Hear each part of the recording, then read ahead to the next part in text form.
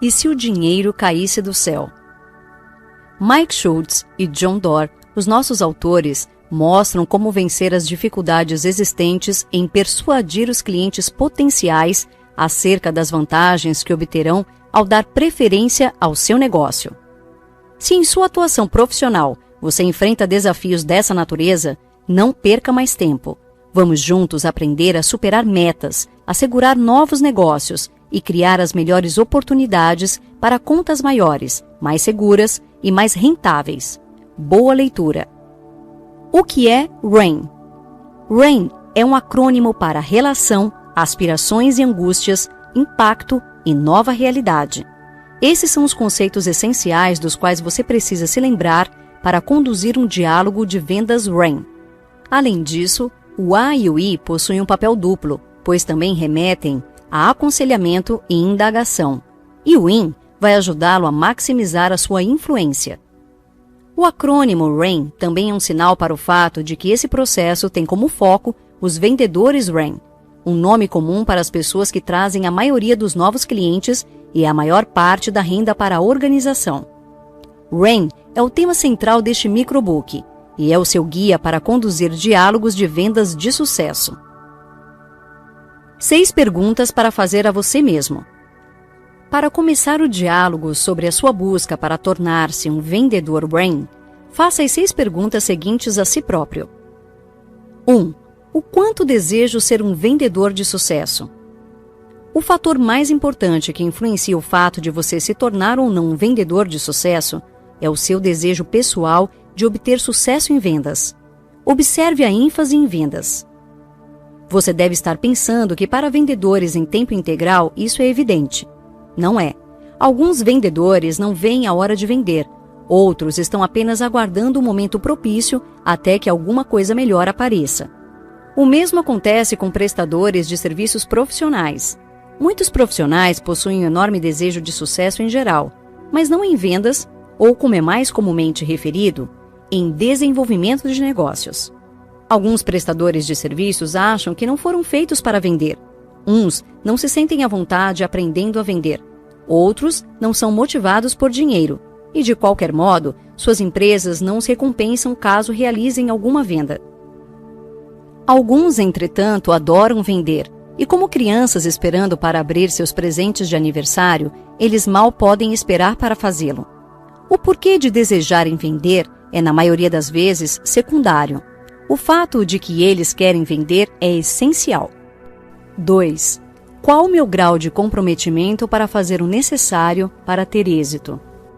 O comprometimento é testado quando as coisas se complicam, e em vendas as coisas se complicam o tempo todo.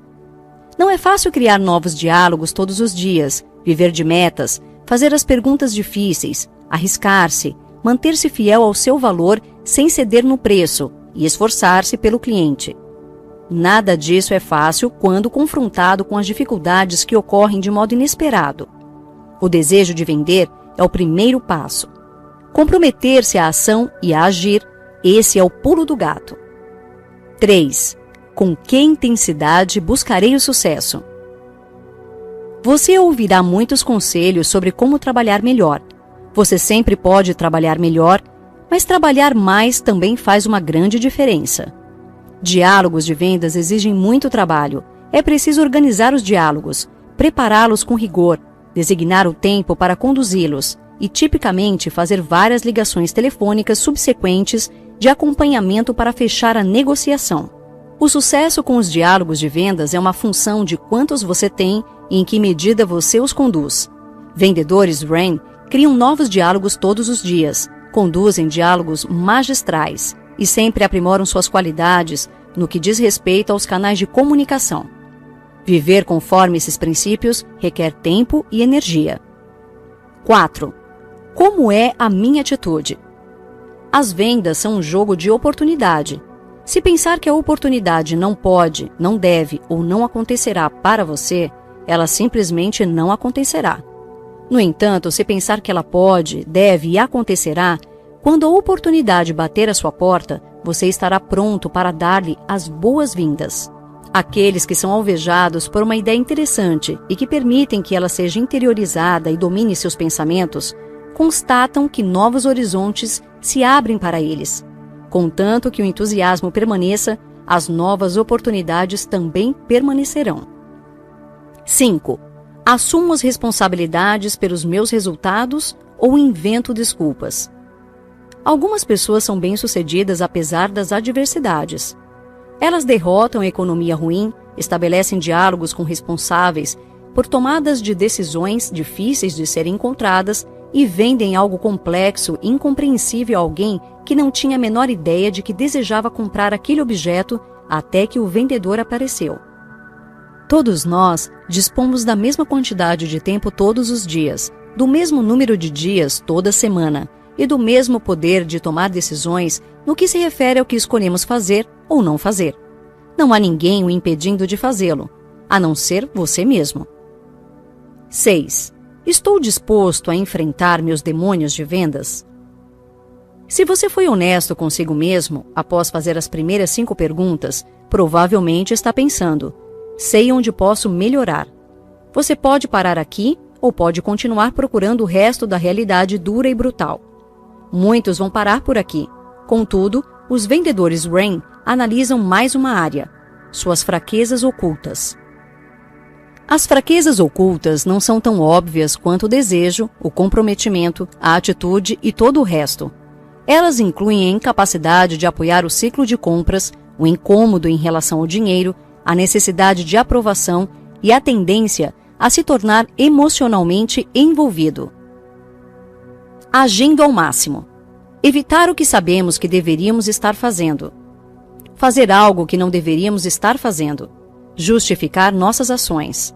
É desconcertante a nossa capacidade, na qualidade de seres humanos, de saber que deveríamos estar fazendo alguma coisa e, então, evitá-la como um sanduíche de geleia e sardinha. Em nossa vida pessoal, sabemos que deveríamos limpar a garagem, telefonar para o nosso pai para dizer oi e fazer exercícios pelo menos 3 vezes por semana. Porém, não fazemos nada disso.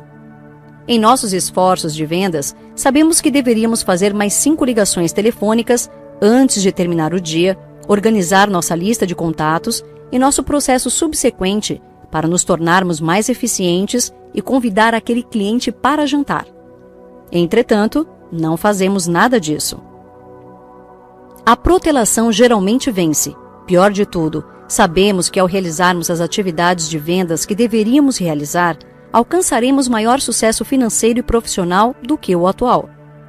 Os benefícios são reais e alcançáveis. Mesmo assim, não fazemos nada disso. Há milhões de desculpas que damos a nós mesmos para justificar por que não podemos fazer o que deveríamos fazer. Alguma coisa se apresenta como obstáculo daquilo que deveríamos ou desejamos fazer. O diálogo interior não vai bem. Felizmente, todos temos controle sobre nossos destinos de vendas. Isso pode às vezes não parecer verdade, pois a estrada que leva ao sucesso está sempre em obras, mas é a pura realidade. Todas as razões protelatórias que você dá a si mesmo é apenas um buraco na estrada para o sucesso, caso opte por encarar dessa maneira. Você pode ficar preso nos buracos ou pode passar em volta, sobre ou através deles no seu caminho até a conquista, a liberdade financeira, o reconhecimento ou qualquer que seja a sua motivação.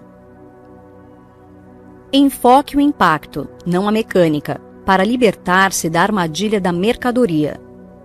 Ao elaborar mensagens sobre o que faz, pense em termos das necessidades do cliente, as quais você supre, e não sobre os produtos e serviços que oferece. Quando você conhece uma pessoa, seu parceiro de diálogo provavelmente não conhece os detalhes das suas ofertas, e ainda não é hora de compartilhá-los.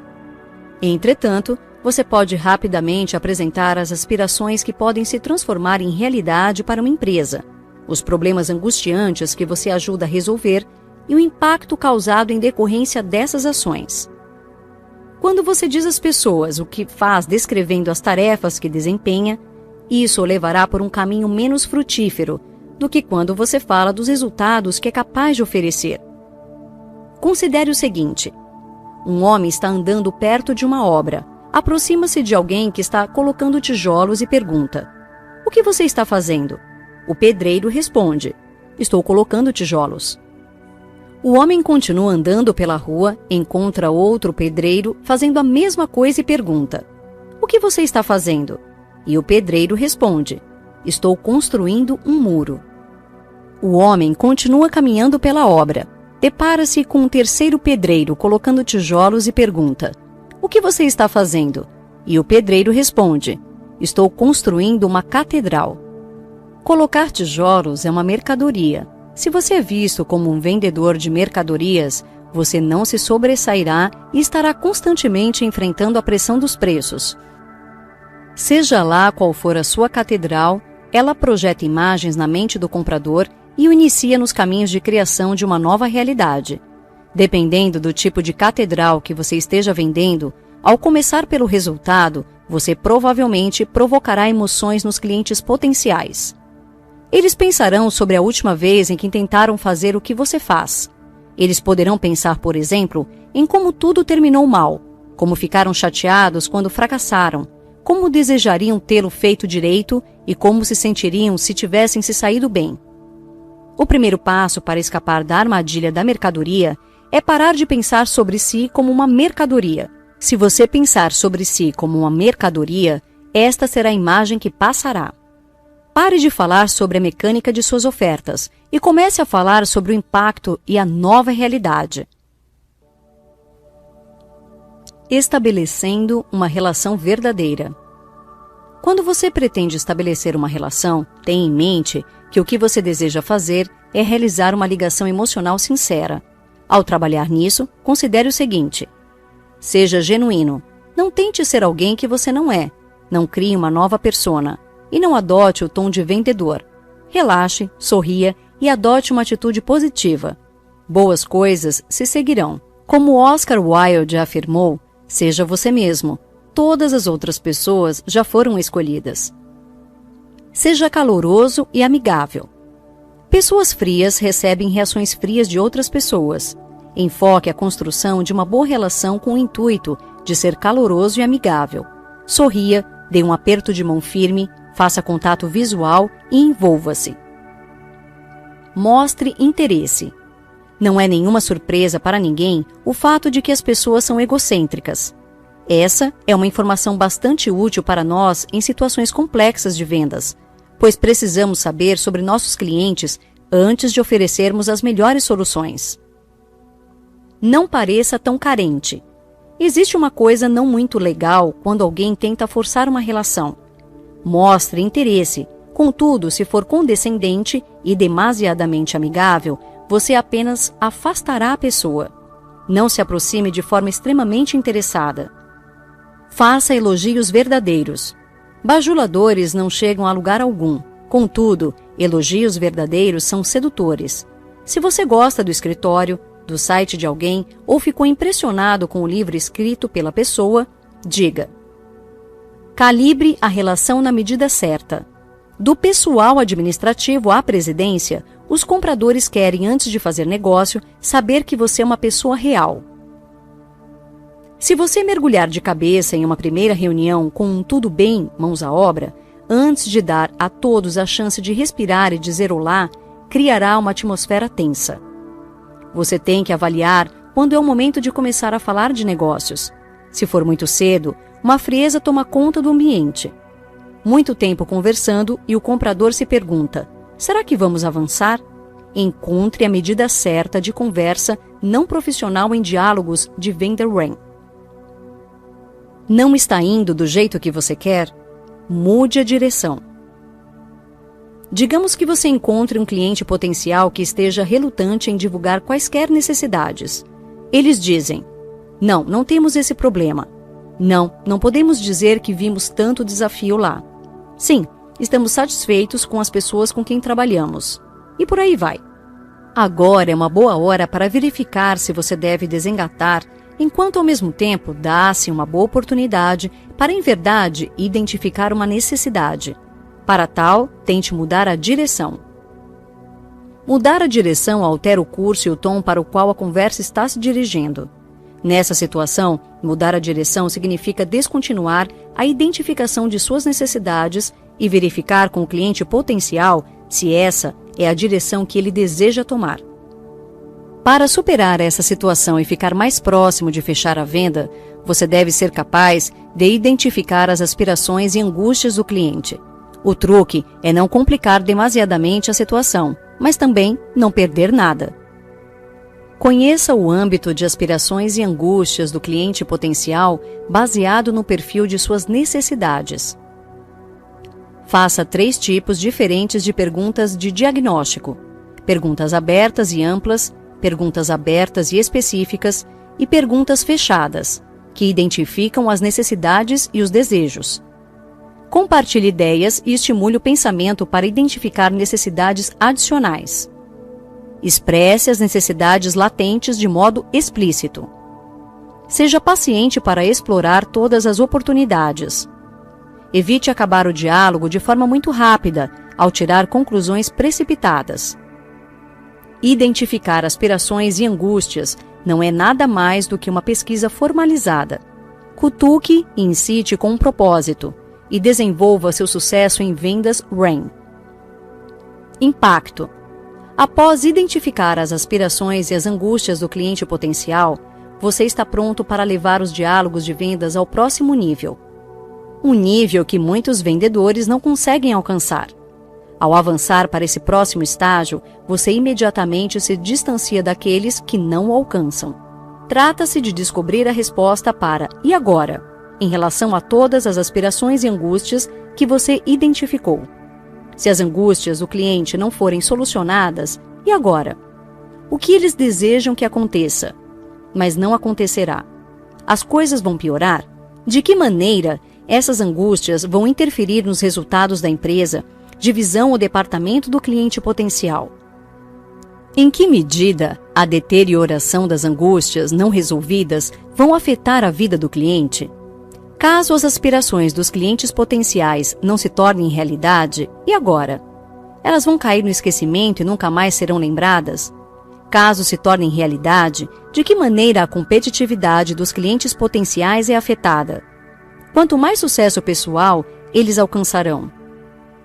As perguntas "e agora?" corretas vão variar dependendo da situação. Contudo, a sua habilidade para quantificar e pintar o quadro "e agora?" é fundamental para deixar claro para o cliente o quanto é importante comprar de você. A criação da urgência para comprar vai depender da sua habilidade em ajudar o cliente a enxergar o quadro "e agora?". Responder à pergunta "e agora?" vai revelar o impacto que você pode ter sobre a vida e os negócios de um cliente. Quando você calcula o impacto de ajudar os clientes potenciais a compreender suas aspirações e a solucionar suas angústias, você estabelece uma nova base de referência sobre onde os clientes poderiam estar. Ao compreender o impacto causado pelas angústias dos clientes potenciais, você define os verdadeiros obstáculos de negócios que eles apresentam. Considere tudo isto: o custo do fracasso e os benefícios do sucesso. E agora você tem a diferença de valor real. Diferencie a oferta. Comprove suas alegações. Uma das habilidades mais importantes em vendas é ajudar os clientes potenciais a entenderem os resultados que obterão ao comprar. Qualquer que seja a sua oferta, ela de alguma maneira mudará o mundo dos seus clientes. Em outras palavras, você criará uma nova realidade para eles. À medida que você apresenta a nova realidade, os compradores estarão se fazendo 3 perguntas. Vale a pena fazer isso? Eles são a melhor opção para nos ajudar a realizá-lo? Eu acredito que eles possam produzir o que dizem que podem produzir? A resposta à primeira pergunta resultará em uma decisão de dar ou não continuidade ao projeto. Para obter uma resposta positiva, certifique-se de que você expresse o impacto de forma clara e da maneira mais convincente possível. Suponhamos que eles decidiram por dar continuidade ao processo. Se você é o único fornecedor que estão considerando, o contrato é seu, a menos que você estrague tudo. Porém, se tiver que competir com outros fornecedores, o foco da comunicação sairá do impacto de fazê-lo e passará a ser o que diferencia você das outras opções que o cliente potencial possui para ajudá-lo a abordar o problema. Ao apresentar a sua nova realidade, é aconselhável expressar ao cliente por que você é a melhor opção disponível. Ao mesmo tempo, é necessário convencê-lo de que você fará o que está dizendo que fará e que trabalhar com você será uma boa experiência. Dependendo da situação, você precisará comunicar alguns fatores de soluções de modo mais firme do que outros. Por exemplo, você pode não ter uma abordagem por fases para implementar o seu produto ou serviço. Pode ser mais simples do que isso. Você pode ter concorrentes específicos competindo pelo contrato e a sua seção de vantagens deve, então, ser firme e muitíssimo consistente. Comprar pode ser tão difícil quanto vender. É difícil entender o que comprar, pois é difícil visualizar o impacto, diferenciar entre produtos, serviços e fornecedores concorrentes, além de ser difícil saber quem pode efetivamente entregar o que dizem que entregarão. É um desafio para os compradores compreender esses fatores e expressá-los a seus colegas.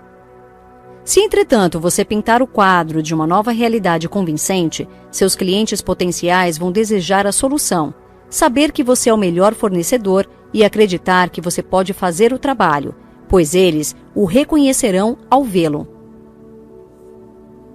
Equilibre aconselhamento e indagação. O diálogo ideal deve ser uma questão de igualdade entre dar e receber, mas muito frequentemente é só uma questão de receber. Quando os vendedores falam muito, ganham muito poucos clientes.